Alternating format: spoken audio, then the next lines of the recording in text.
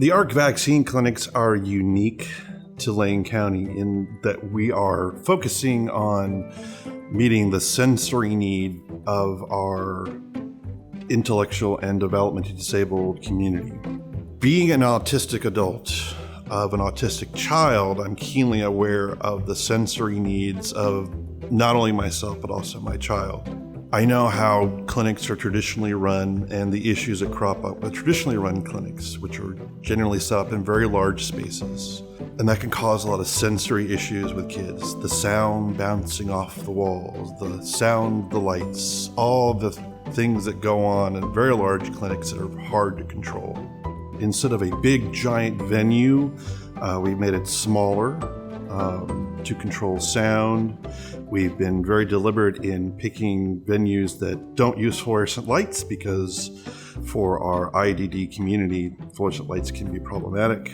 We've also provided a lot of physical stimulation with having toys, fidgets, huggle pods, that kind of thing.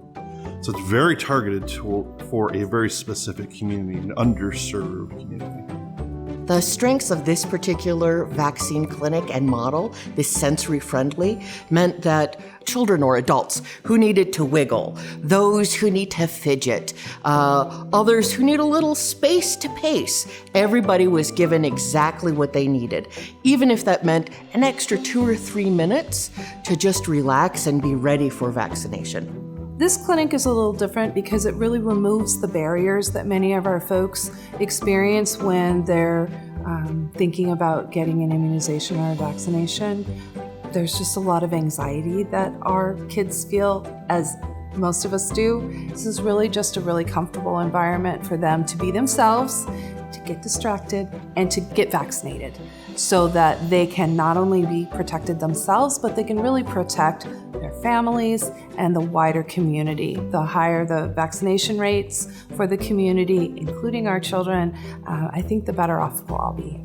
So we're focused on the disabled community. We're focused on the unmet needs of a smaller population, but no less important, because the intellectual and development disabled community is more prone to hospitalization and other issues from COVID. So it's more important for them to be vaccinated than just the general public.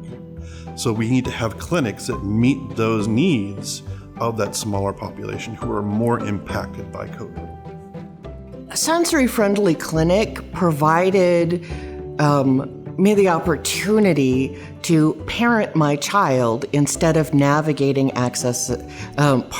barriers to access. So I was able to spend more time and more focus on helping my child be vaccinated than getting in, finding the right spot, etc. If we didn't have clinics like this, there would be continued vaccine hesitancy among the people in our intellectual and developmental disability community for a number of reasons, which means they're more impacted by COVID. We're serving all kids, and I think all kids may have the same experience as some of our developmentally delayed kiddos. So I think that these are good strategies for all children in our community.